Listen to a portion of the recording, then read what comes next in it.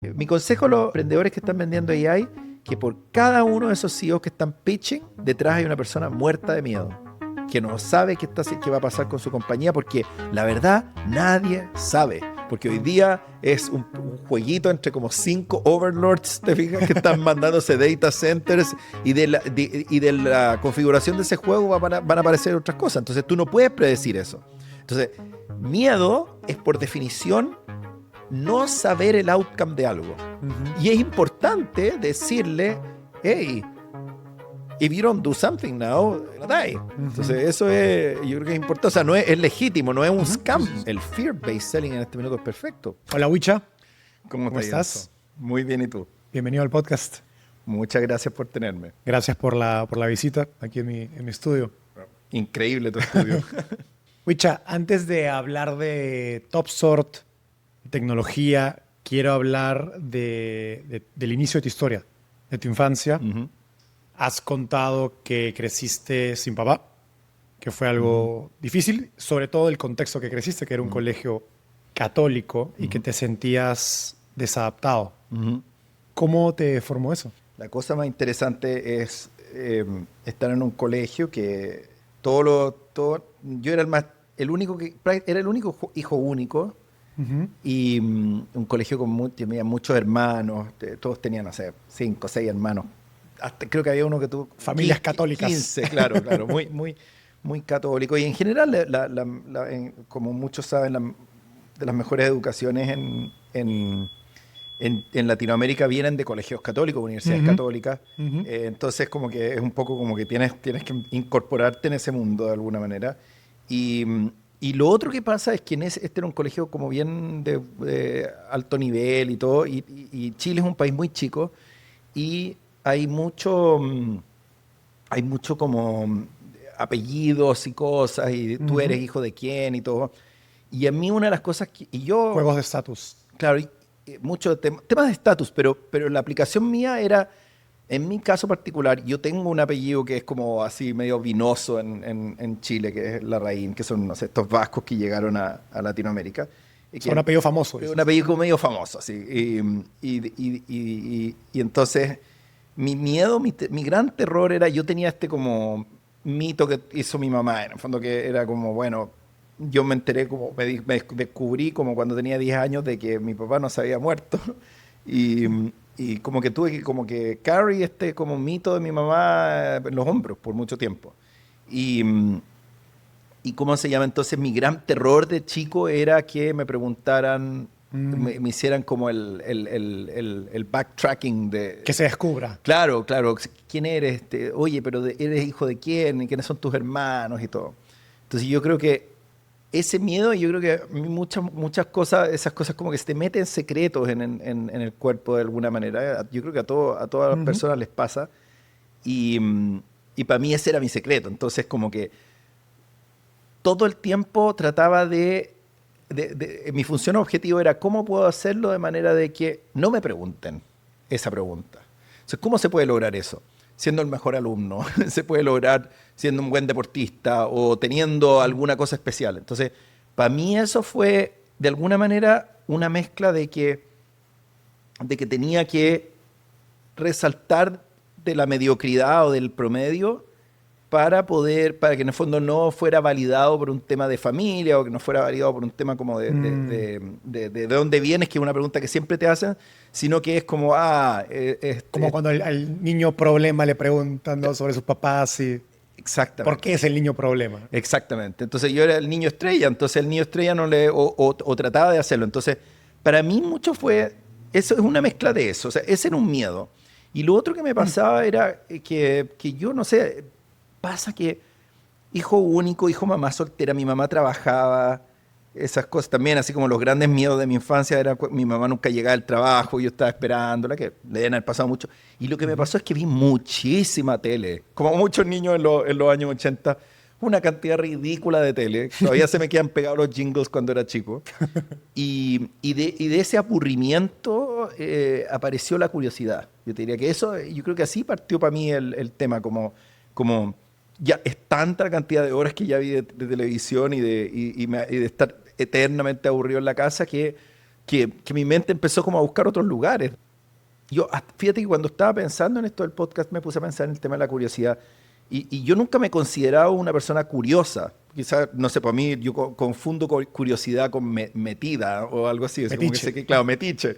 Pero fíjate que es curiosidad, es estar siempre pensando, bueno, yo estoy acá en este mundo viendo la televisión, la matiné o lo que sea, pero hay un universo, o está Estados Unidos, que era esa cosa extraña en mi mente, estas películas de Spielberg. Entonces, como que de alguna manera de ese sopor de la infancia apareció mucha curiosidad hay este tipo que se llama Feynman, que hizo toda esta física. Y yo diría que es interesante que viene del aburrimiento, el problema.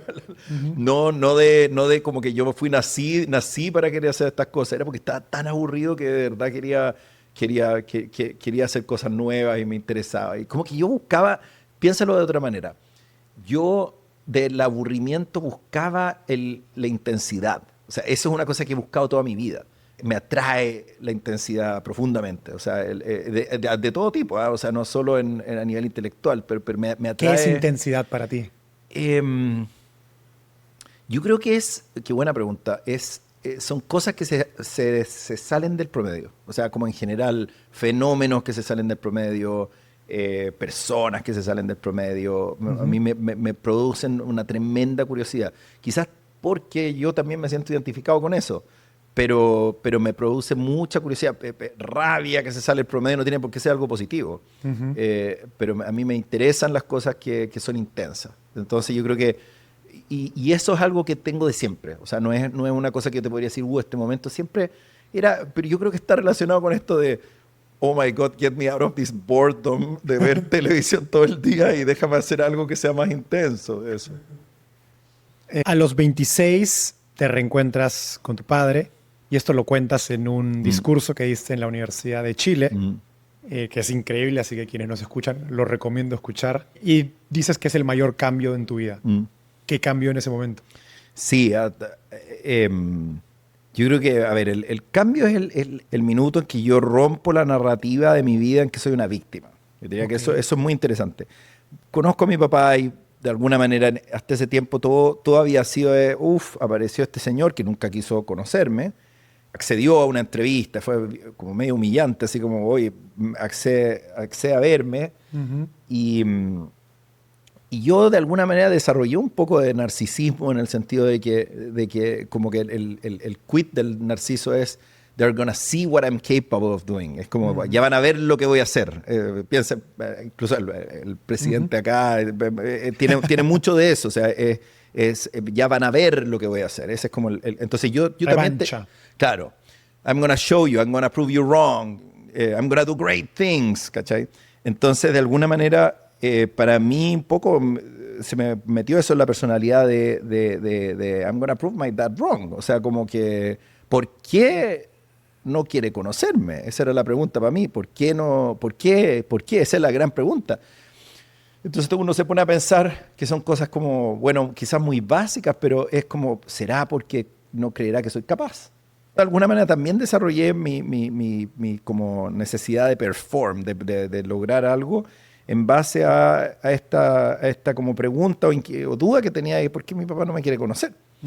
Y aparte que también uno desarrolla como la geometría del papá, pues, porque tú, en el fondo, yo no sé lo que es tener un papá, no puedo saberlo, no tengo la capacidad de poder entender ese problema. Entonces desarrollas como el arquetipo paternal, pero no es lo mismo que tú o el que haya tenido un papá, lo que sintió, etcétera. Los límites, claro, los límites de la autoridad, todas esas cosas, yo no tenía nada de eso. También está relacionado con mi historia. Yo fui educado sin límites, digamos. Y entonces mi mamá armó este mito, inventa este cuento de que se le murió el papá, entonces... Y yo tuve que acarrear con este mito. Entonces, para mí, la encontrada con mi papá fue romper el mito. Eso fue como bien importante. Y la narrativa de que... O enfrentar el mito. Claro. Y a nivel privado, la narrativa de que soy una víctima de la sociedad. Y como que... Y nos pusimos a hablar y las típicas cosas que pasan que uno lleva buscando años un momento y el momento no tiene nada que ver con lo que termina pasando. Entonces, como que yo venía como para decirle, oiga, usted, mire, yo hice todas estas cosas, fui el mejor alumno, hice trabajo con Piñera, y se me olvidó todo. Se me olvidó absolutamente todo. Lo único que quería era era conocer a este personaje. Entonces como pero para mí fue lo que yo me acuerdo que salí de esto diciendo, bueno, pucha, ya lo conocí, po, y ahí está, y no hice nada de las cosas que yo pretendía hacer. Y no hay y no hay esta narrativa de que yo soy una víctima, que ya no está. Entonces, de alguna manera uno sigue un poco con el cuento, pero internamente fue un cambio muy grande que dejé de tener miedo de soy capaz de hacer cosas o me puedo apoyar por mí mismo. Es curioso porque mencionaste proof wrong, ¿no? Creo que es algo que hacen mucho los emprendedores. Sí, claro. Es una fuerza positiva, pero también puede ser una fuerza negativo. negativa. No, hay una sombra de todas maneras, claro. A mí me ha pasado invirtiendo, y muchos VCs hablan de esto. El otro día leía una cuestión que decía Don Valentine al respecto, de que tú tenías esta como matriz de gente que es excepcional, no excepcional, y agreeable o no agreeable.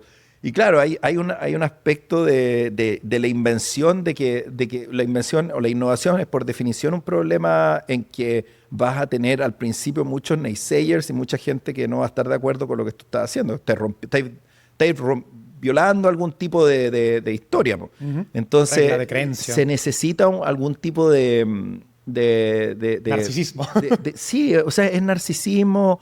O puede también venir de algún tipo como de convicción muy profunda, así como un Newton, digamos, que también era un poco narciso, pero me puedo imaginar un tipo que quizás no es tan narciso, pero que en el fondo tiene sabe una verdad que el resto no sabe, ¿no es cierto?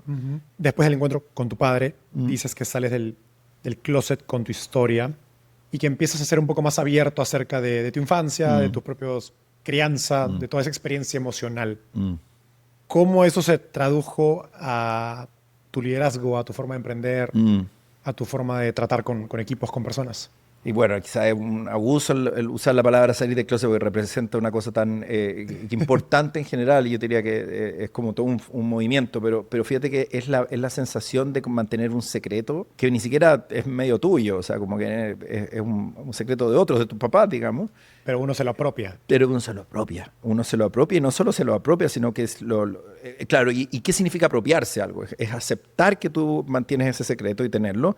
Entonces, como que el soltarlo te genera mucha como liberaciones, como ya. Y lo increíble es, yo que me he metido harto en temas de budismo y cosas, todas estas estructuras egoicas de que uno se va armando, que no sé, pues el ego se va desarrollando, tú tienes, no sé, en general se desarrolla los primeros años y son aquellos mecanismos que tú utilizas para poder proveerte comida, sueño, cosas así. Hay algunas de estas estructuras que tú dices, bueno, no puedo decir este secreto, se acabar el mundo si lo digo. Y es increíble como cuando uno lo suelta, tú te das cuenta que uno se disuelve una estructura interna, así, pero es instantáneo. Y al mismo tiempo tú decís, pero ¿por qué no lo hice antes? O sea, es como, ¿pero por qué no hice esto antes? Yo creo tanto tiempo. Mucha gente debe sentir eso, como no hice esto antes. Y muchos de nosotros vivimos pegados en alguna estructura que viene de la infancia, que claro, está asociada con un miedo que tú tenías cuando eras mucho más chico, que después pasa el tiempo y claro, alguna parte de ti se quedó pegada en esa estructura. Entonces, para mí, ¿qué me pasó? Que yo dije, bueno, voy a salir a celebrar esto de contar la buena nueva de que en el fondo la gente, la verdad, no me mira feo por esta situación. Entonces yo creo que me pasó también que exploré mucho eso. O sea, como que es como voy a contar mi cuento, lo empecé a contar y tú logras... Ser intencional. Claro, intencionalmente, y tú ves el feedback y te das cuenta que la gente no reacciona mal al feedback, entonces lo empecé a contar.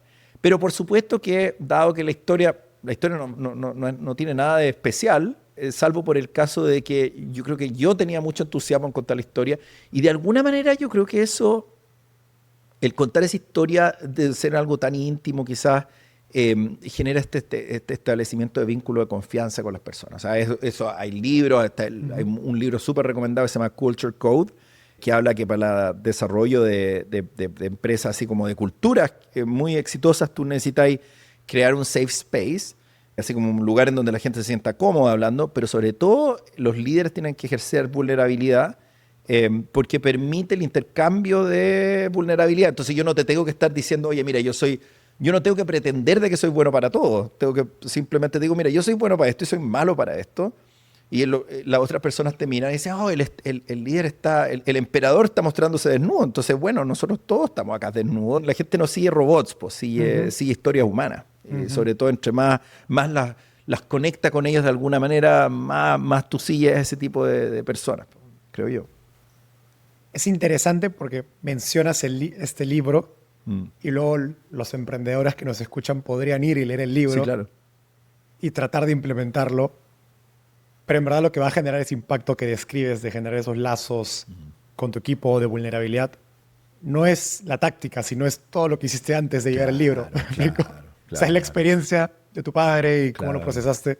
Fue eso, claro. No el enterarte, si soy vulnerable, ahora todo el mundo va a ser vulnerable conmigo. Porque es solo la punta del iceberg, de algún modo, ¿no? Claro, sí. Y Sí, lo que es el impacto es todo lo que está debajo. Claro. Es que también la cultura no se puede transmitir por un PowerPoint, pues se permea. No es, ese es el problema de escalar algunas de estas cosas, porque lo que tienes que escalar es la convicción de la cultura, pero claro, se permea, claro, efectivamente, viene de eso, sí. Me contaron que en la universidad te conocían como el loco incomprendido, que tenías ideas muy extravagantes, muy ambiciosas, quizás incluso adelantadas a su tiempo. Me pregunto si crees que hay que estar dispuesto a ser incomprendido para poder crear algo grande, ¿no? Una empresa o negocio. Si no eres incomprendido o no hay una reacción media de rechazo a alguna de tus ideas, no estás inventando algo nuevo. Esa es como que casi que una definición. Cuando tenía como 10 años escribí estaba aburrido en la casa, imagínate, haber estado viendo algún monito San Kukai o no sé qué habría sido. Tanta tele. Claro, tele. Y me puse a escribir un proyecto para hacer una empresa de biotecnología. Mi mamá me había hablado ¿A los 10 años? Espérate, sí, pero era una lecera. Pero mi mamá me había hablado del ADN, el ácido desoxirribonucleico, me acuerdo. Y entonces como que yo decía, quiero crear una empresa que arma como biotecnología y todo cuando tenía 10 años. Entonces siempre, pero era como soñar, pues. Y yo creo que un poco es el aspecto de como uno está en un aburrido y nada más entretenido que ponerse a soñar, pues. ¿Cómo salgo de este aburrimiento? ¿Cómo salgo de esta casa? ¿Cómo salgo de la situación en la que estoy hoy?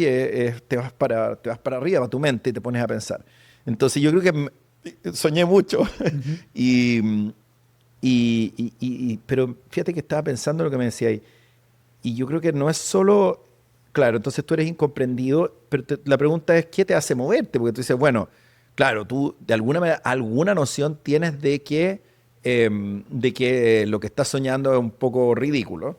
Eso, la misma persona que cree en el sueño cree que, bueno, eso es difícil de lograr. Y yo creo que es el camino de ir probando, o sea, un poco es el camino de la curiosidad, de seguir tratando de empujar por un camino como por un counterfactual, así como por ¿y qué pasa si es que fuera de esta manera?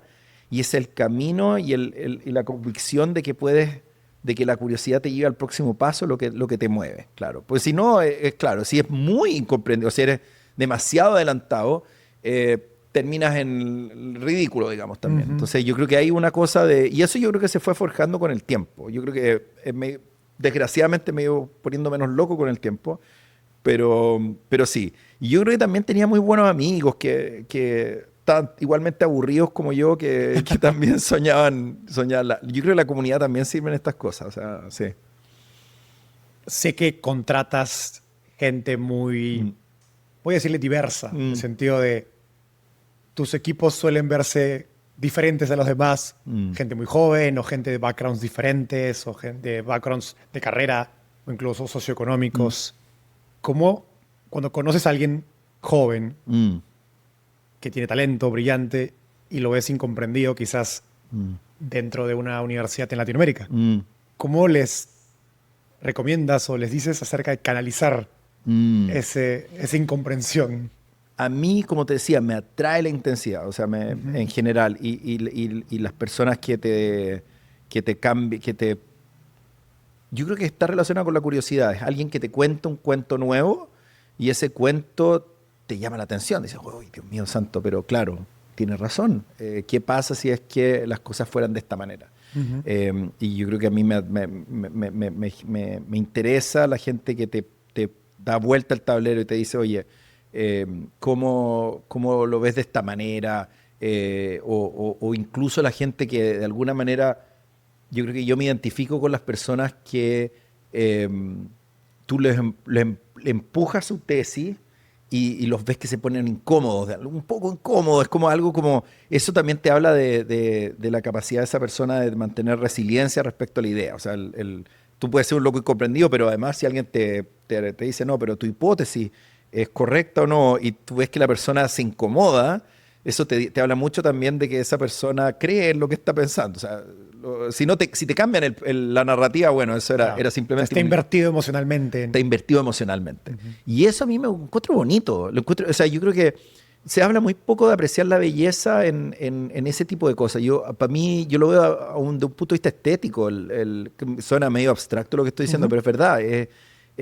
A veces la rabia, a veces también ingenieros que de repente yo les pongo un problema y hubo uno que se enojó, me acuerdo, cuando le puse el problema, pues estaba muy feliz de tener la entrevista y todo, yo le hice el problema y se enojó y me dijo, yo no sabía que el CTO me ponía estos problemas técnicos, yo pensé que íbamos a hablar, no sé qué pensé que iba a hablar, de pura tontera, y yo le pongo un problema difícil, se enojó, y yo le dije, mira, pero ¿por qué? Llévatelo para la casa y todo, y después a las 4 de la mañana me manda una respuesta, pero una cosa increíble. Entonces, es un poco el buscar qué tan busquilla puede ser. Y ese tipo de cosas. Yo creo que la gente piensa mucho, oye, no, pero es que tiene que ser muy inteligente. Pero yo creo que hay una cosa como de determinación, de emociones, de cómo tú te sientes, de ir a contrapelo, que a mí me parece interesante, fascinante. Es como un lujo poder trabajar con gente así. O sea. Ahora, eso tiene todas unas consecuencias culturales, pero sí. Hablando de trabajar con gente así, antes de irte a Stanford, trabajaste un tiempo con Piñera, ¿no? Antes de que fuera presidente. Piñera falleció hace poco. Y creo que como cualquier presidente en Latinoamérica es un personaje que quizás hay gente que lo quiere, claro, así como tanta gente que no lo quiere. Claro. ¿Qué aprendiste de trabajar con alguien así? Sí, bueno, todos los grandes personajes están llenos de contradicciones y típicos personas que tienen unas corazas gigantes de defensa, pero tú te metes dentro de la coraza y encuentras una persona muy inocente dentro. Eso es muy normal de todos estos como líderes, tipos muy poderosos. ¿Qué aprendí yo con Sebastián? Sebastián fue el que más me ayudó a dejar el loco incomprendido a transformarlo en algo más práctico. O sea, yo cuando empecé a trabajar con él, me llamó, fui a trabajar, había sido buen alumno y llegaba con unos análisis así muy teóricos, me decía, ¿qué es esta cuestión teórica? En su fondo de inversión, ¿cierto? En su fondo de inversión. Entonces, ¿qué es esta cuestión teórica? Me la tiraba por la cabeza y me decía, yo quiero una página con 3 líneas. Entonces, y me decía, como un titular de prensa, no quiero todo esto, trata de sintetizar tus ideas. Y eso fue difícil, yo creo que para mí, porque yo quería tratar de lucirme, de que tengo esta mente que te puede ayudar. Y esto es lo que te quería comentar. Y una parte, la parte como que puede ser muy positiva, Sebastián, también puede ser muy negativa de otras personas, es la obsesión por ganar. Y la obsesión por ganar te permite disciplina. O sea, tú en el fondo tú ves el mundo como una carrera en que tienes que ganar. No puedes ganar si es que no eres disciplinado y thorough en tu función objetivo. O sea, eso yo creo que lo aprendí con Sebastián. Eso de que, bueno, o sea, es que Sebastián tenía una obsesión por ganar en lo que fuere. O sea, lo que fuere, partido de fútbol, ajedrez, todo. Pero eso yo lo aprendí de él. Eso de la técnica de poder concentrarse y de que el resto del mundo se acaba y vas a sacar a ganar, vas a lograr tu gol. Eso lo aprendí con Sebastián, a ponerte más práctico, a concentrarte, a no distraerte. Yo tengo ADD, cuesta esas cosas, pero sí, eso fue lo que aprendí con Sebastián. ¿Cómo llevas a la práctica eso hoy en tu rol como emprendedor? Te vas poniendo varios goles, pero tienes el gol de la misión, ¿no es cierto? Tienes ya la misión de la compañía.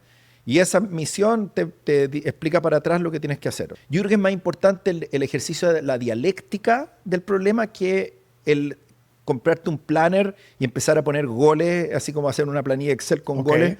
Yo creo que es más importante el desarrollo de la práctica de tener conversaciones con tu otro co-founder, digamos, o los otros co-founders, y ponerse planes ambiciosos, y esos planes ambiciosos ponerse de acuerdo y ejecutarlos. Yo creo que eso es más importante. O sea, es la forma de cómo ejecutas. Mira, y hay miles de maneras en las compañías. O sea, ser intencional y ir cuestionando cada cosa que haces y asegurarte que va en esa dirección. Y lo otro, la estrategia. A mí siempre, cuando la gente dice, yo soy jefe de estrategia, yo cuando era chico pensaba estrategia, era como un tipo que me iba a hablar una cosa media filosófica de no sé, tipo como Ben Thompson, así que tú lees Sí. Pero fíjate que estrategia es más, es la secuencia de pasos para llegar a algo. No es tanto, eso es mucho más importante que el algo en sí mismo. El algo en sí mismo yo te puedo hablar, oye, Nio, mira, esto tiene efectos de redes, esto, bla, bla, bla. Interesante, eso es análisis. Estrategia es cómo tú llegas a ese paso con una secuencia de pasos. Y estructurar esa secuencia de pasos es, yo creo, alguna cosa que aprendí con Sebastián y que he aprendido trabajando. Como que nothing else matters, es ese el paso que tienes que hacer y no el que está al lado, y you need to go there, y después de ese mueves al otro. Eso. Y lo otro, tener muchas opciones, a veces, sobre todo para emprender, es mala idea. O sea, es mejor quemar los barcos. O sea, es mejor forzarte a una opción que te obliga a... que si pasas esa opción, te abre opciones más grandes después. Eso. En lugar de mucha opcionalidad. Exactamente. Entre mi trabajo como inversionista y startupeable, hay días en los que tengo 1000 cosas abiertas. No en la computadora, sino en la cabeza. Ideas, decisiones, pendientes, todos dando vueltas al mismo tiempo.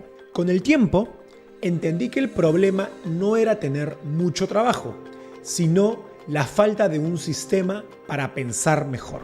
Ahí fue que Notion se convirtió en mi segundo cerebro. Un solo lugar donde puedo bajar todo lo que tengo en la cabeza, priorizar y avanzar sin fricción. Y con Notion AI pasó de ser un lugar para tomar notas a un lugar que piensa conmigo. Ahora no solo escribo, Notion AI me ayuda a preparar entrevistas, organizar ideas e incluso responder las dudas de mi equipo, usando todo el contexto que ya tengo allí guardado. Eso es apalancarte de verdad.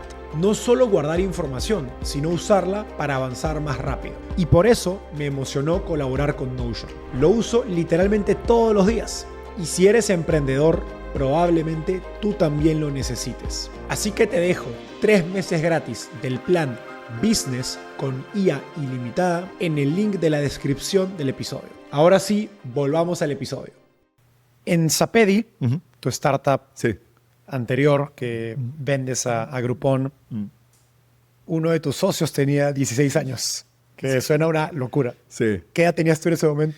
No, yo haber tenido, no sé, 28. Algo así, claro. Entonces, a quienes nos escuchan, imagínense yo tengo 30, asociarme mañana con un chico de 15. Sí. Pero sé que este chico a los 14 ya había vendido un negocio de chocolates online. Sí. O sea, era un fuera de serie, claramente. Sí. ¿no? Pero estoy seguro que pues, la mayoría de gente no hubiera tomado la decisión de asociarse con él. Sí. ¿No?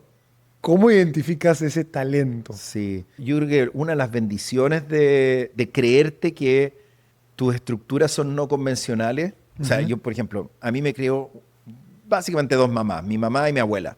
Entonces no tengo figura paterna. Es que estás abierto a ese tipo de abanico. No entonces, para mí, ahora mi socia, qué sé yo, también mucho más chica que yo, es un punto importante porque cualquier CEO de una empresa grande diría, yo quiero reclutar outliers. Claro. Pero del dicho al hecho, hay mucho trecho, como decía. Claro. Y además, si tú abres ese abanico de opciones, además, por ley de los grandes números, vas a encontrar más outliers, o sea, por definición. Eso es porque tienes más candidate set, ¿no es cierto? Tienes más candidatos para elegir. ¿Qué me llamó la atención a mí de Evan? Fue la claridad que tenía, o sea, una claridad muy claro, o sea, mucha claridad de lo que quería y también un nivel de obsesión, o sea, como la obsesión. Nuevamente, una palabra que suena como negativa, pero no tiene para qué ser negativa. Al revés, si tú estás obsesionado por el mismo objetivo, es fantástico. Entonces yo era obsesivo y tenía mucha claridad de lo que quería, de a dónde quería ir. Entonces, claro, sí, bueno, él tiene las cosas que se necesitan para ser un cofundador. Además tenía un ojo de diseño y de cómo ve el mundo, que a mí me llamaba mucho la atención y me parecía muy lógico. Sí, yo creo que por ahí fue. Pero claro, es eso de... Mira, yo creo que al final del día... ¿Cómo llegaste a él? Te cuento, él estaba con... No, pero de las típicas cosas de Silicon Valley, que tenías un amigo, yo iba a su startup, estaba partiendo una startup, y esa startup estaba medio muriendo.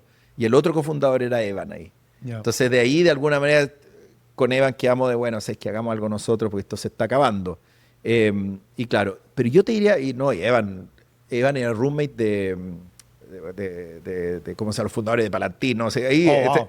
típicas cosas de Silicon Valley que Valley. tienen estas cosas así increíbles. Yo creo que al final del día uno también elige un compañero con el que sientes que puedes pasar una tormenta.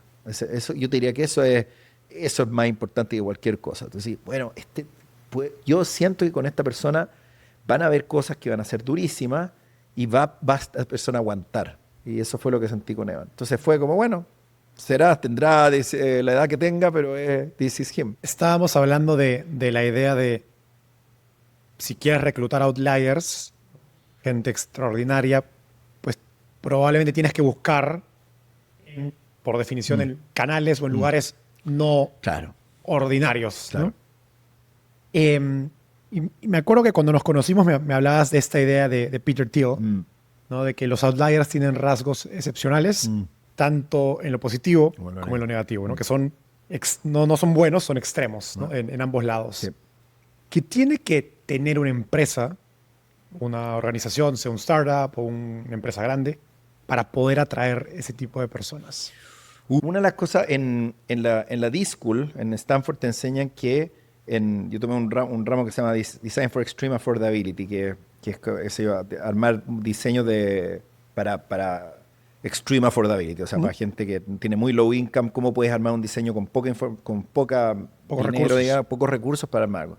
Y una de las cosas que viene también de IDEO y de Engelbart y de todo esto es que los mejores ejemplos para diseñar son los usuarios extremos. O sea, el extreme user, y nos decían, no diseña en base al promedio, diseña en base a la información que puede obtener de un usuario extremo, o sea, como del gran usuario del iPhone o no sé, lo que sea. Y yo creo que ese mismo principio aplica a las organizaciones, que es que... ¿Y por qué? ¿Por qué? Porque el usuario extremo te va a dar intuiciones antropológicas en las cosas que...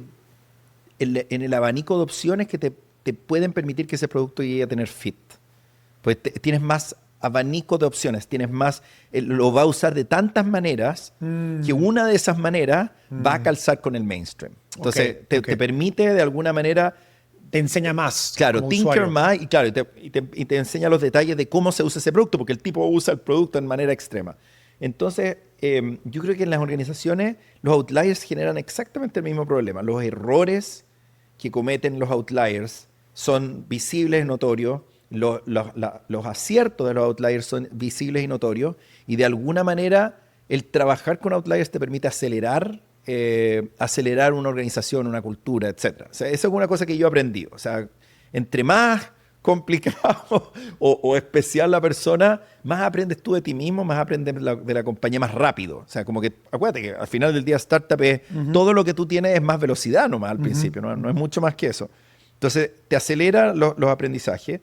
Claro, Thiel habla de este concepto de que los outliers tienen estos traits positivos y negativos, y tiene harta lógica, pues, porque, por ejemplo, para ti lo más importante, suponte, no sé, pues tú puedes tener una fuerza tú puedes creer que todo lo puedes conseguir a punta de fuerza bruta, así como fuerza, y eso te permite, claro, ser muy valiente en ciertas situaciones.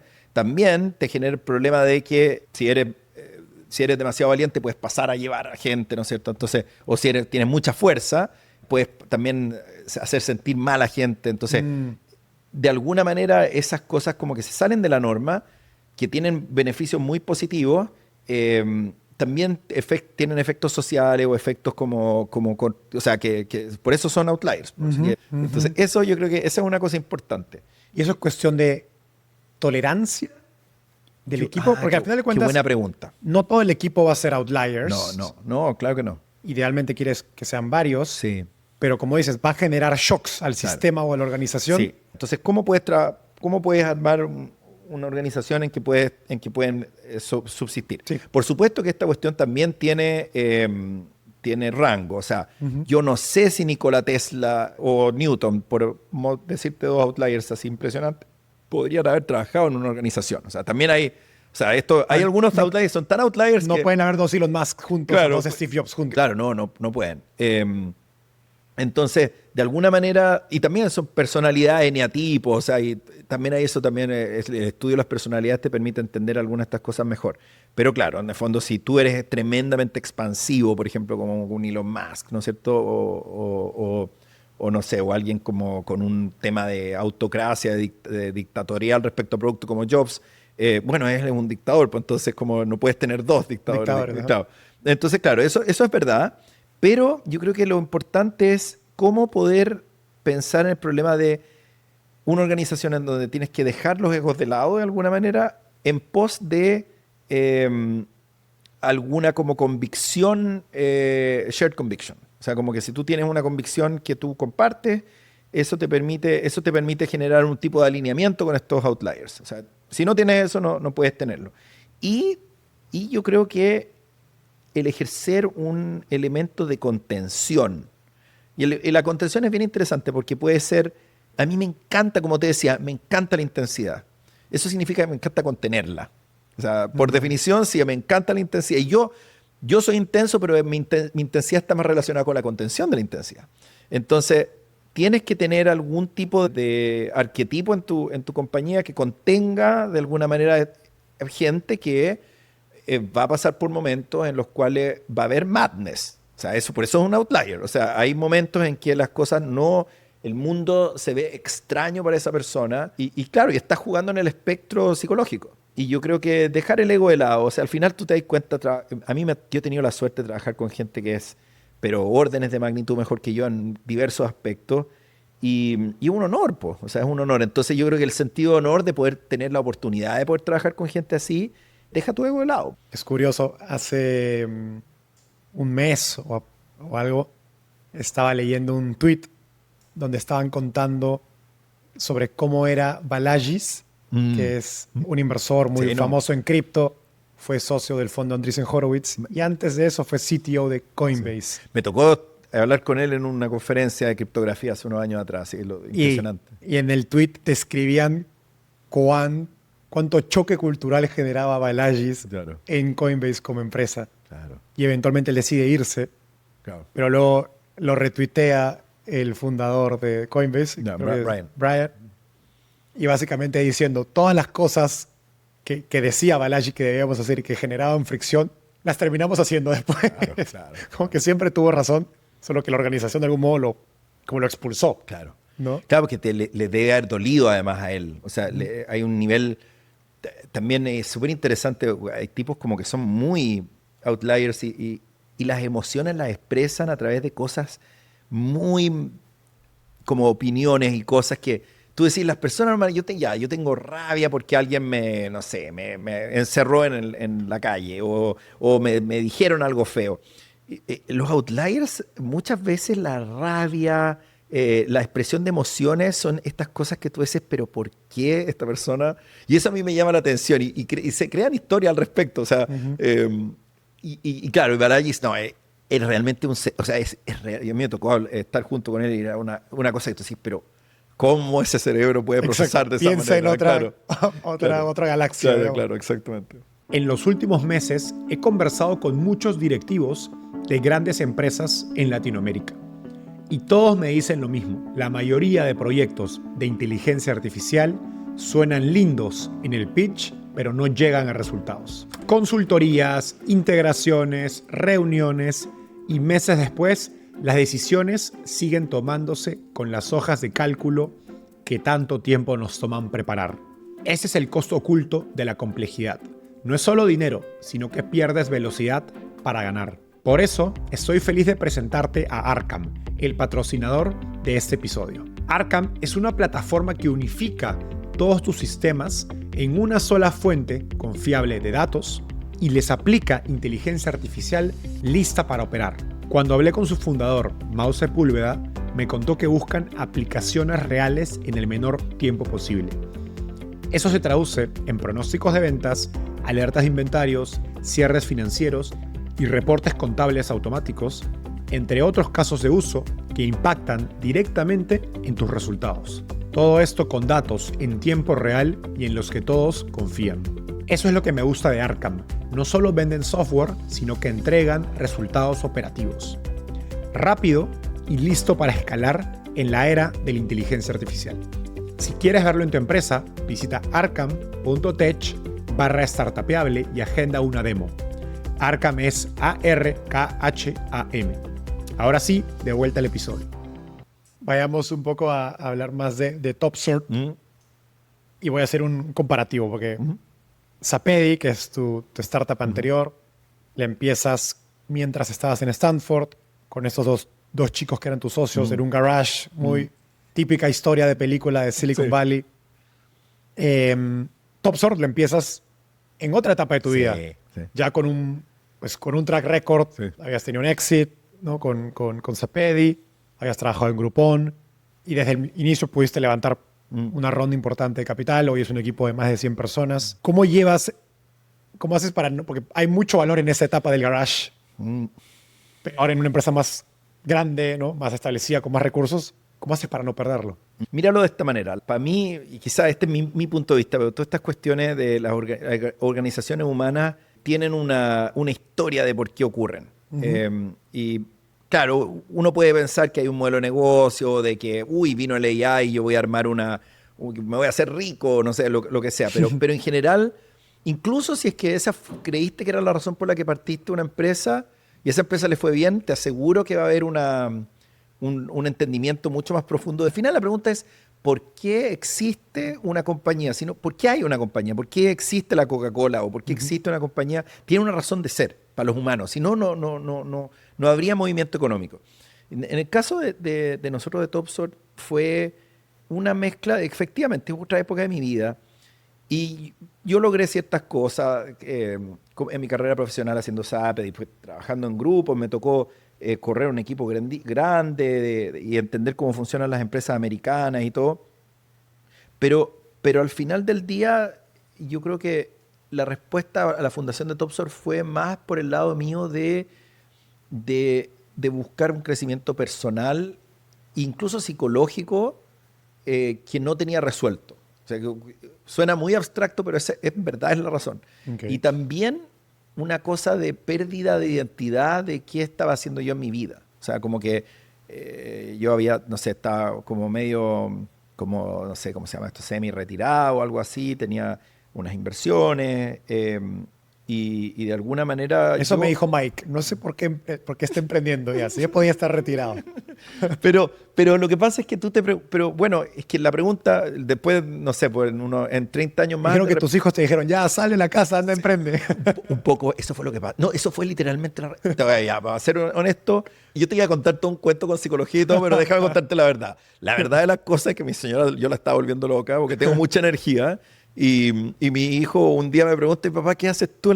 ¿Qué haces tú? Porque los papás hacen que sea software de ingeniero en Google y todo, ¿tú qué haces? Y yo no sabía qué contestarle, pues entonces, esa es en verdad una razón muy importante.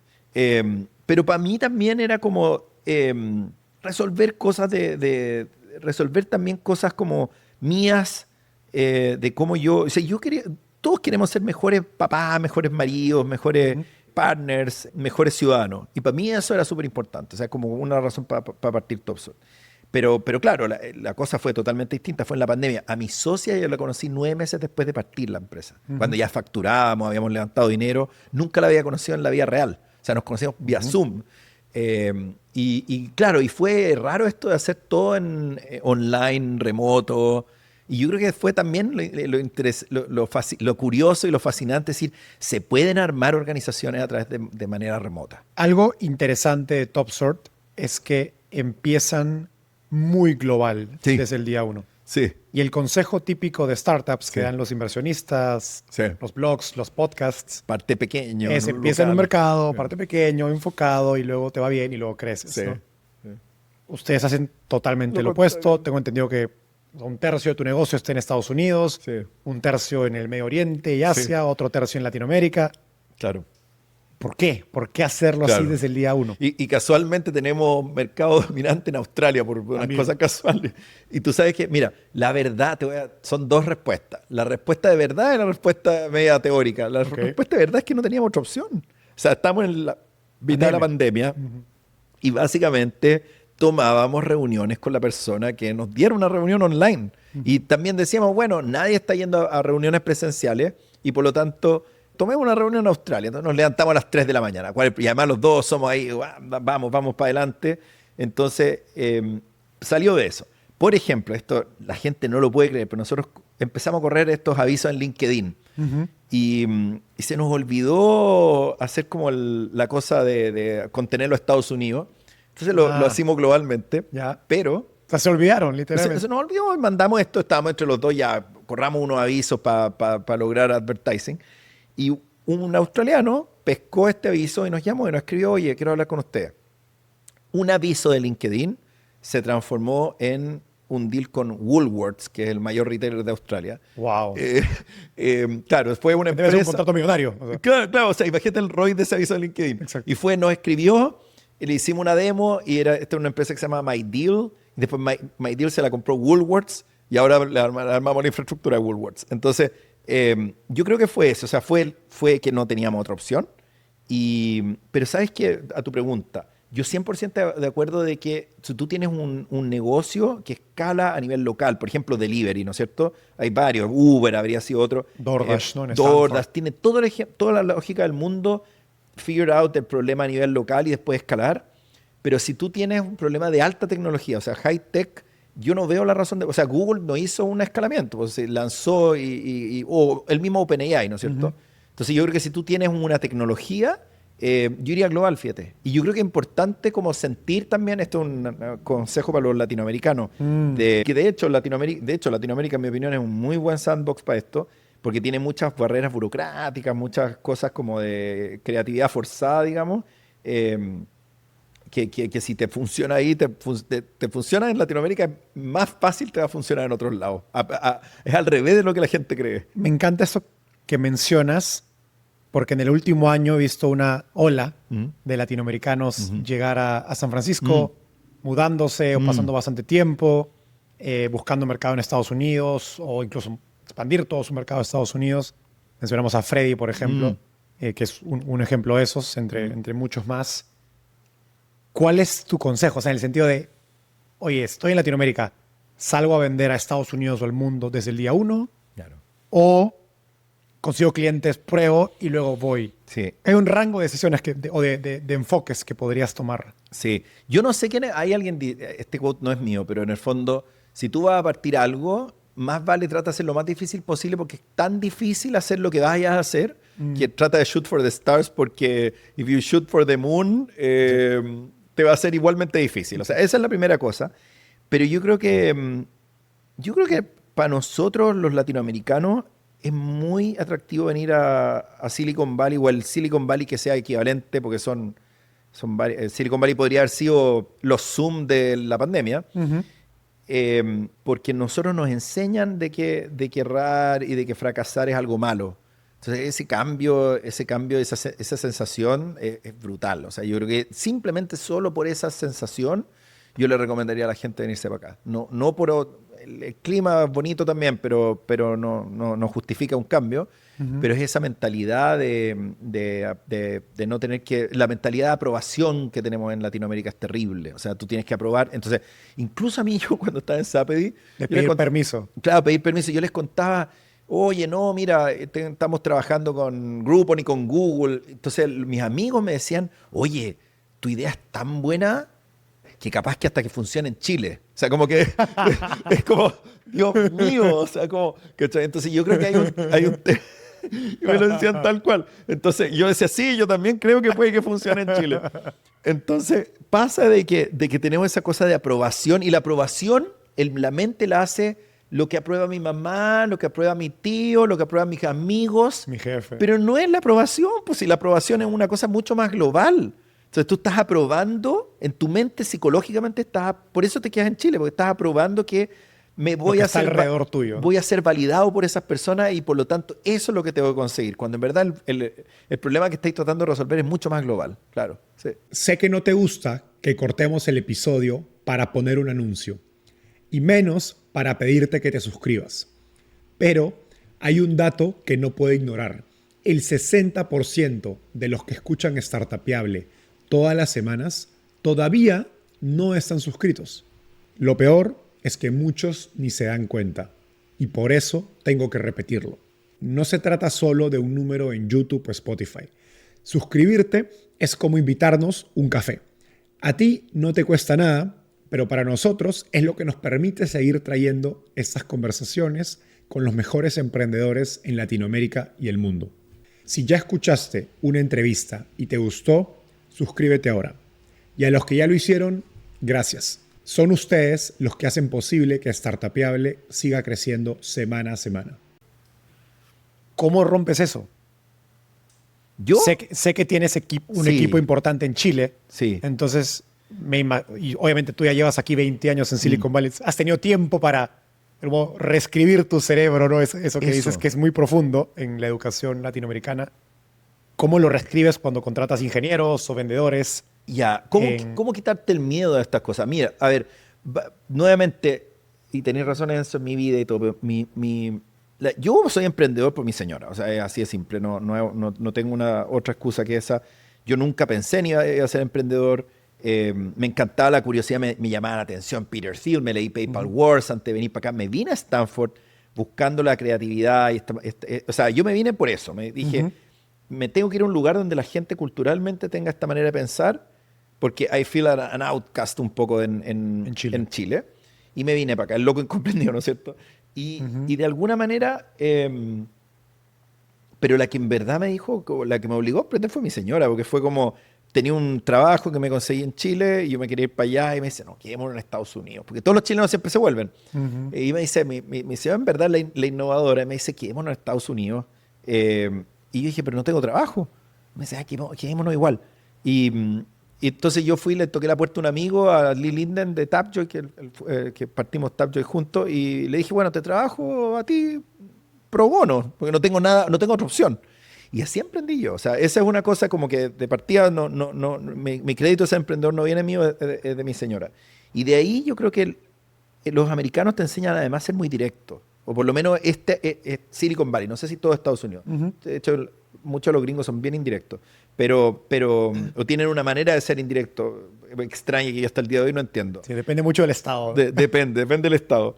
Aquí pero la manera de poder trabajar es como que, bueno, tengo que ser muy directo y tengo que hablar que algo que a nosotros los chilenos en Latinoamérica nos cae mal, que alguien te sea tan directo. Yo creo que eso lo aprendí acá. Y vais venciendo el miedo, porque de a poquito empecé a dar cuenta que, bueno, no le cayó tan mal, o se dio cuenta de que el feedback negativo era valioso y que se lo estoy diciendo genuinamente, con cariño. Y claro, a los latinoamericanos yo les digo cosas bien directas y siempre les pongo al final, esto viene de muy buen lugar, de buen corazón. Y yo creo que la gente lo entiende. Entonces, eso viene de acá. O sea, eso yo lo aprendí acá. Y de Piñera, fíjate, Piñera también era súper directo. ¿Algo más que tengas que pulir cuando contratas talento en Latinoamérica respecto a esas cosas? Porque a fin de cuentas estás construyendo una empresa global, tienes talento en Estados Unidos, Latinoamérica, en Europa, Turquía. ¿no? En Turquía. Y me imagino que, y creo que lo hablamos, ¿no? El talento en Latinoamérica está. Sí. A veces es cuestión de mentalidad, quizá disciplina, cosas que hay en Estados Unidos y en Silicon Valley particularmente, que es cuestión de pues, enseñarlas, practicarlas fuera. Mira, yo creo que la pregunta da para horas, pero yo creo que una cosa es, hay un tipo de mentalidad que se mete en, o sea, y que viene de miles de cosas. O sea, puede ser derechos que la gente cree que tiene, o maneras, o cultura también son maneras de hacer cosas, ¿no es cierto? Entonces, como, esta es la manera, así es como debiese hacerse. O sea, es como, la gente cree que tiene una idea de cómo debiese ser el trabajo, porque lo aprendió en el colegio, sobre todo con la gente joven. Lo aprendió en el colegio, o es lo que ve en la tele, o es lo que aprendió en la empresa anterior. Entonces, eso yo te diría que nosotros somos bien, o sea, es un trasplante. O sea, no es un proceso. Yo diría que la gente que entra a TopSort no es... Y no es que tenga... Yo no tengo un listado de... Creo que lo tenemos, pero un marketing. Pero no tenemos un listado de principios, digamos. Ok. Pero sí tenemos clarísimo cuál es la cultura. O sea, a veces es importante tener la cultura permeada en cómo funcionamos nosotros. Y hemos aprendido un par de cosas que yo te puedo decir, pero en el fondo, más que el papel de los punteos de las cosas que estáis diciéndole, en el fondo, no sirve de mucho escribir cuáles son la misión y la cultura de tu compañía si es que tú no la vives en el día a día. Yo creo que eso es súper importante. Y yo creo que, claro, hay shock cultural. Hay cosas que como que a la gente le debe choquearse, que uno sea tan directo o que en el fondo estamos persiguiendo el win, ¿no es cierto? Y que no me va a importar tanto tus vicisitudes, sino que... Y también lo decimos, Michael... O sea, ser tan orientado a ganar. Orientado a ganar, pero es rarísimo porque somos tremendamente colaborativos internamente. O sea, y de hecho, o sea, pero es una cosa que a mí me llama la atención de todas las culturas en las que yo he estado y que he pertenecido, que he liderado, que yo personalmente no me siento, creo que debo serlo, no me siento colaborador, quizás no lo noto. Pero el nivel de colaboración, de ayuda entre las personas es algo que todo el mundo menciona. Como esas cosas que tú no entiendes de ti mismo, pero que la gente dice de ti. Y muy competitivo. O sea, yo soy lo más competitivo que hay, pero somos muy competitivos para afuera también. Entonces, esas cosas son choqueantes. Pues la gente competitivo no es algo bueno necesariamente. La palabra ambicioso es algo malo en Latinoamérica. Nosotros tenemos una palabra en Chile, se llama el chaqueteo. O sea, tenemos una palabra para bajar a mediocre, terrible. Entonces yo creo que... Hay que ser agradecido, más bien. Claro, hay que ser agradecido, claro, te lo dicen. Por lo que tienes, ¿no? Claro, exactamente. Todas esas cosas en que te tratan de bajar a la norma son cosas que nosotros le hacemos. Entonces yo creo que sí hay un brainwashing. O sea, y es bien... yo te diría... No es como que tengamos una cosa que hablamos nosotros y decimos, le vamos a hacer brainwash a esta persona. No es que hay un onboarding, pero... Claro, pero es un onboarding en que hay ciertos rituales en los cuales yo creo que el trabajo a la gente le va diciendo, oye, mira, no, di esto, habla esto y todo. Y a veces podemos ser pesados al respecto. Pero yo creo que la gente se da cuenta de que la pesadez o el hacer directo... Mira, yo creo que es súper importante ser directo y tener kindness. Pero eso se va trabajando. O sea, a veces cuando estás estresado, tú dejas de ser menos kind y eres más directo. Entonces, varía. Es algo que estamos aprendiendo, pero sí, tenemos una forma especial de trabajar, sí. ¿Crees que sería posible construir TopSort desde Santiago? ¿O hay cosas que solo se pueden construir desde Silicon Valley? O sea, es 100% y gran parte, o sea, y TopSort de alguna manera ha sido construido en gran parte de Santiago. O sea, Santiago es nuestra oficina más grande, pero yo te diría que tú tienes que pensar con que el primer commit de tu primer pull request es pensando global. Como nuevamente, hay distintos tipos de empresas, pero tú tienes que tener la mentalidad de Pinky Cerebro, ¿qué vamos a hacer mañana? Vamos a dominar el mundo. O sea, tienes que pensar de esa manera para poder hacerlo. Se puede. Es muy chistoso, pero no sé si te ha pasado eso, pero ahora como que los latinoamericanos somos como símbolo de AI. No sé si me ha pasado mucho. Cada vez más. En muchas empresas americanas dicen, sí, you have to talk to Miguel, o no sé cómo. Y Miguel es un latinoamericano. Entonces, es un honor porque Latinoamérica, fíjate que se está asociando con Artificial Intelligence. Entonces, yo de verdad creo que somos 670 millones de personas. La gente se lo olvida. 670 millones de personas. Es obvio que por ley de los grandes números van a salir talentos tecnológicos y que Latinoamérica, yo de verdad creo que puede ser un lugar que va a exportar tecnología en el futuro. O sea, de verdad lo creo. Pero hay otras cosas tan positivas de la calidez emocional y de la capacidad de entender tus propias emociones que los latinos tenemos que no tienen otras culturas más desarrolladas. Y ya lo estamos haciendo con TopSort. Nosotros le vendemos acá, oye, olvídatelo la empresa. Es pura tecnología en latina. Como reverse colonization. Eso. Tal cual como Liverpool con Nordstrom. Así, hay varias que están pasando a pasar. Sí, claro. Me encanta que digas esto último.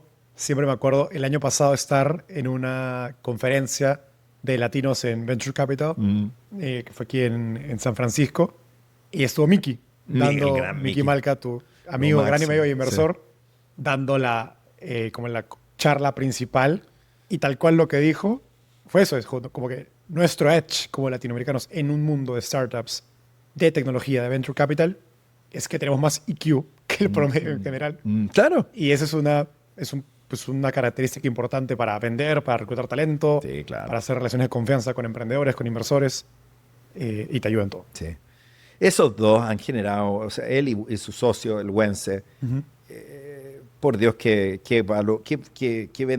bendito uno puede estar de haber sido tocado en el journey por esos dos. Yo de verdad que te digo, son pura generosidad y nada, no, me quedo sin palabras. Mickey es un grande, así que sí. Quizás no lo sabías, pero además del podcast, tenemos una newsletter y quiero invitarte a suscribirte. Piénsalo así, el podcast es profundidad para entrar en las mentes de los mejores emprendedores de Latinoamérica y el mundo. En cambio, la newsletter es claridad. Destilamos cada episodio en 3 secciones que puedes leer en 5 minutos. Una gran idea, una frase y una anécdota de estos grandes invitados. Más de 20.000 emprendedores, inversionistas y ejecutivos de alguna de las empresas más importantes de toda Latinoamérica nos leen semana a semana y quiero que formes parte de esta comunidad. Si quieres un resumen de las mejores ideas de este episodio, suscríbete en el link de la descripción. Es gratis y me lo agradecerás. Ahora sí, de vuelta al episodio. Que mencionaste que el primer pull request tiene que ser Global. diseñado pensando global.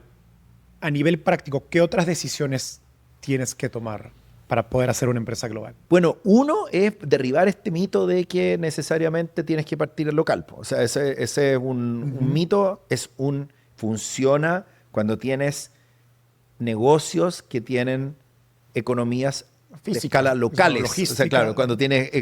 pero no es correcto si tú piensas, por ejemplo, a nivel de tecnología. Y cada día servicios. menos. Claro. Entonces, yo creo que vencer esa como cosa en tu cabeza es súper importante.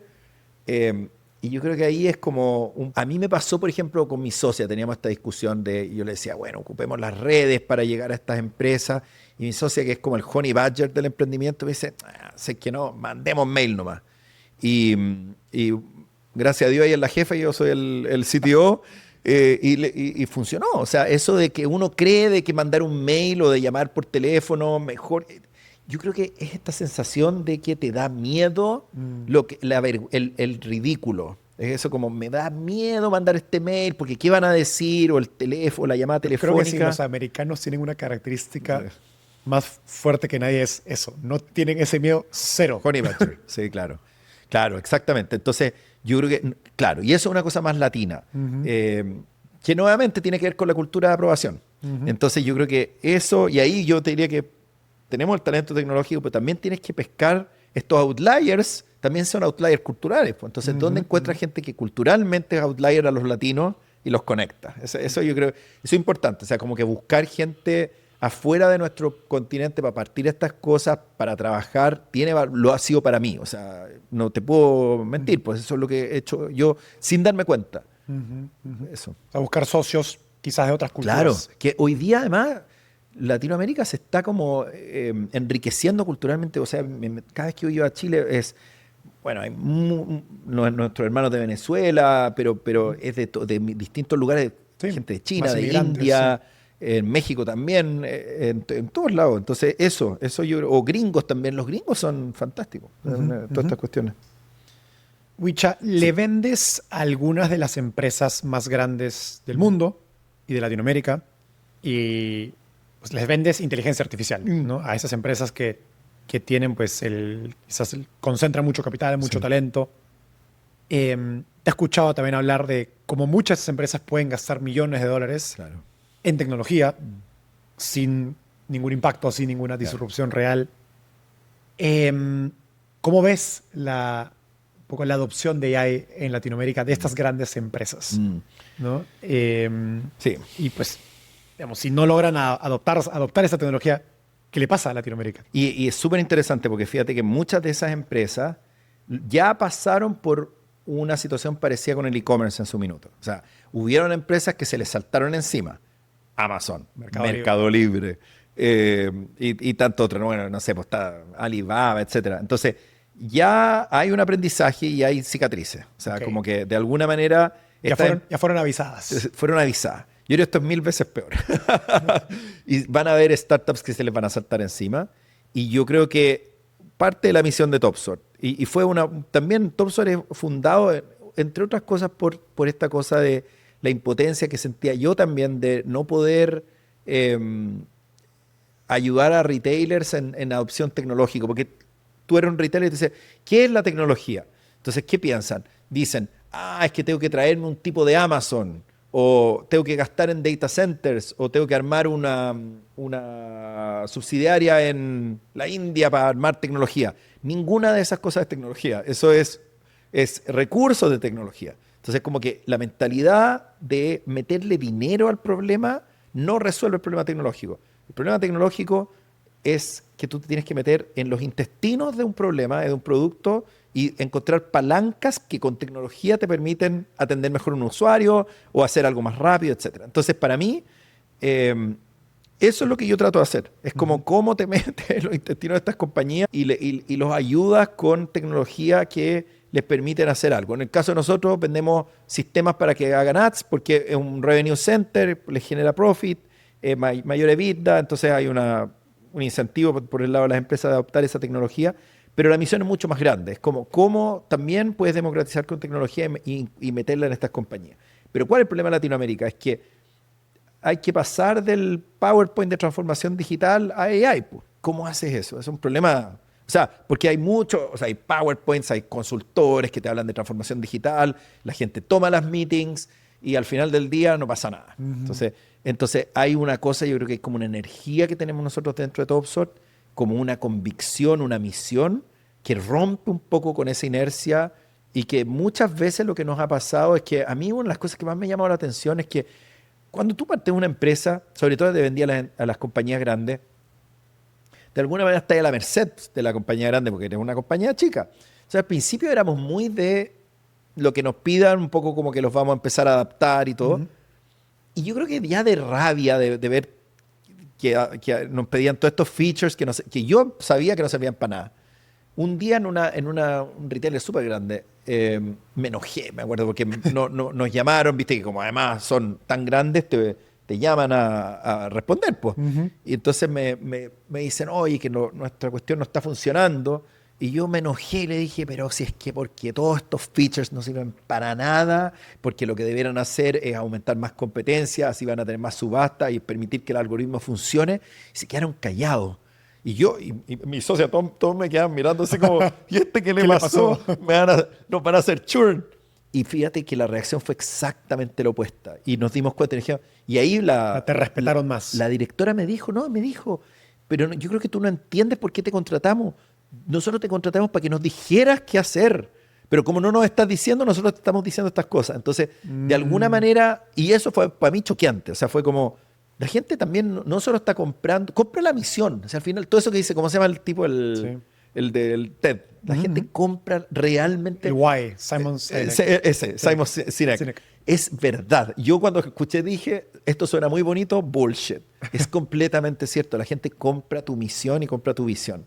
Entonces, sí, para mí, o sea, eso ha sido bonito.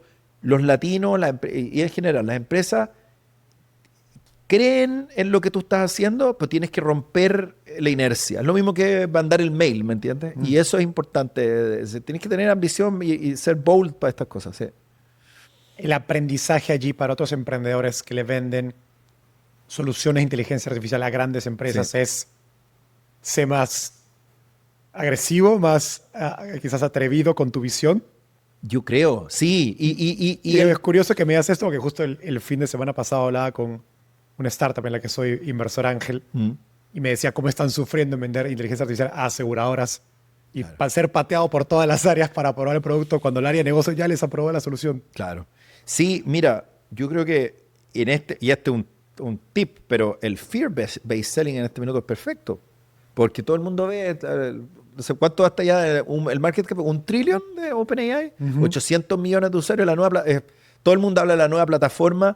Bueno, tenéis todo, o sea, ese disruption, cuando hay replatforming, el replatforming es real, o sea, ocurre, y esta revolución es más grande que la del e-commerce, esta es que la del internet, toca muchas más otras cosas. Sí. Entonces, mi consejo a los emprendedores que están vendiendo AI, que por cada uno de esos CEOs que están pitching, detrás hay una persona muerta de miedo, que no sabe qué va a pasar con su compañía, porque la verdad nadie sabe. Porque hoy día es un jueguito entre como 5 overlords, ¿te fijas? Que están mandándose data centers y de la configuración de ese juego van a aparecer otras cosas. Entonces tú no puedes predecir eso. Entonces, miedo es por definición no saber el outcome de algo. Entonces, detrás de cada uno de esos CEOs que te dicen, mira, habla con esto, o de las personas que le estáis pitching, hay una persona muerta de susto detrás. Entonces, yo creo que este es el minuto. Y es importante decirle, hey, if you don't do something now, you're gonna die. Entonces, eso es, yo creo que es importante. O sea, es legítimo, no es un scam el fear-based selling. Wicha, vayamos cerrando. Quiero conectar algunas de las cosas que hemos hablado. Me contaste que 5 o 6 personas que trabajaron contigo han creado unicornios o empresas súper exitosas. Claramente no es coincidencia, ¿no? 1 o 2 es coincidencia. Hay un patrón en algo de cómo trabajas, cómo lideras, que genera mucho impacto en la gente que ha trabajado contigo. Pude conocer a Mike, ¿no? Fundador de Enter hoy, una de las... Tremendo. Quizás la startup de inteligencia artificial más... Claro. Prometedora de Latinoamérica hoy, ¿no? Sí. Revolucionando el mercado legal en Brasil. Y él me dijo sin haber trabajado con Wicha, probablemente Wildlife y Enter no hubieran sido lo que fueron. ¿Qué sientes de escuchar eso? Oh, orgullo. O sea, orgullo y humildad, yo diría. O sea, como... es difícil cuando eres medio narciso, además, darte cuenta de que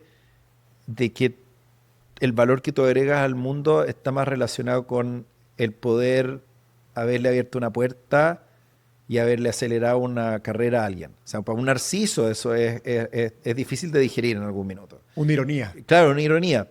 Y la verdad es que me llena de orgullo. O sea, como que y de alguna manera también define que me he puesto más viejo y más sabio.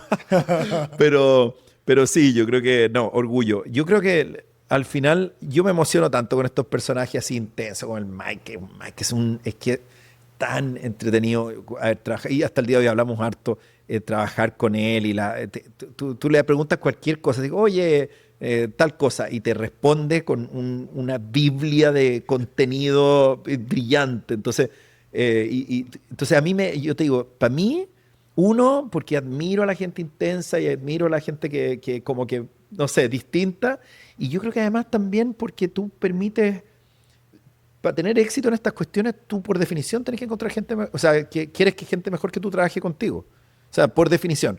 Entonces, yo veo esto como un camino. La gente que trabaja conmigo, yo los ayudo, los empujo para que lleguen a niveles que yo no creía que iban a alcanzar, y después you have to let them go. O sea, es que cuesta muchísimo let them go a nivel emocional, personal, pero yo creo que el closure y los caminos, y que los caminos se mueven, pero de verdad es cómo acelera lo más rápido esa persona que logre lo que no creía que podía alcanzar. Yo creo que también algo súper importante, creer en alguien antes que esa persona crea en sí mismo genera un círculo virtuoso. Contigo y con la persona. Porque para los seres humanos lo que más queremos es atención. O sea, como que por definición piensa tú en una guagua. Si tú ves a una persona y dices, you are awesome, y lo haces con acciones, o sea, tú le das el poder a esa persona para que go get shit done, para que haga lo que pueda hacer. Fíjate que eso también viene de Piñera. Piñera, yo tenía era un ridículo, a los 24 años me tenía a cargo de su cuestión, es como lo más descriteriado, claro. Descriteriado ese. Pero es la cosa... Como tú contratándole 16, ¿no? Pero sí, pero claro, pero quizás lo aprendí ahí. Entonces fue, Pero- claro, es como... O sea, una de la persona más rica de Chile Claro, tenía le dio las unos llaves niños de chicos. su dinero a un chico de A unos 24 años. niños chicos, sí. Y éramos unos niños chicos, no éramos solo... Yo y mi socio, que ahora es socio, pero en ese minuto éramos dos recién egresados. Entonces, yo creo que eso es. Qué locura. Sí, pero es como darle todo lo posible porque te conviene a ti también para que esa persona logre lo que no podía alcanzar y después, bueno, eso, nomás que hay gente que es increíble como Mike, ¿cachai? Para cerrar, si pudieras cambiar una cosa en la cultura o la forma en que es Latinoamérica para que hayan 10 veces más Mikes, más Wichas, más Outliers, ¿qué harías? Yo creo que lo hemos hablado todo el rato, el tema de la aprobación a nivel educacional, el que la gente se pueda equivocar y que sea celebrado. Es una razón de celebración el cometer errores. Es al revés de lo que la gente se piensa. Es, nuevamente Piñera, yo también recién partido hice un trade y le perdí cualquier cantidad de dinero y me llamó la atención. Yo pensé que me iba a echar. Dije, ya, me han hecho. O sea, era una cantidad de dinero que yo no podía ni pagar en 10 años trabajando. O sea, fue un trade que. Pero fue una decisión mía, me equivoqué, etcétera. No me dijo, pero nada. O sea, no dijo nada, nada, nada, nada. Ni siquiera me pidió un post-mortem. No dijo nada. Me dijo, bueno, ok, ¿y qué más? O sea, pero ni siquiera como que. No hubo ni siquiera un tema emocional al respecto. Entonces, yo creo que el fomentar cultura y el ser muy cuidadoso de que cuando alguien se equivoca, el no punish eso es importantísimo a nivel educacional. Esto se puede trabajar a nivel de gobierno. Esto no es solamente una cosa de emprendimiento. Yo creo que en la educación, de la manera que nosotros como formamos a la gente en Latinoamérica, el celebrar el error y el aprender, no solo, o sea, claro, cometes un error y el poder trabajar en el aprendizaje. Y el no estigmatizarlo es algo que yo cambiaría en Latinoamérica. O sea, tú me preguntas así, como que veo en otras culturas que no tenemos allá. Qué gran lección. Wicha, gracias. Estuvo espectacular la entrevista. Gracias por Igual a animarte. ti, pues, es un gusto. ¿A ti? Gracias por acompañarnos hasta el final del episodio. A diferencia de un inversionista, no te cobramos por nuestra sabiduría, pero para poder seguir creciendo necesitamos de tu ayuda. Así que comparte este episodio con tus amigos emprendedores. Y si quieres recibir el resumen con lo mejor de todas nuestras entrevistas, no dejes de suscribirte a nuestra newsletter dándole clic aquí. Nos vemos en el próximo episodio.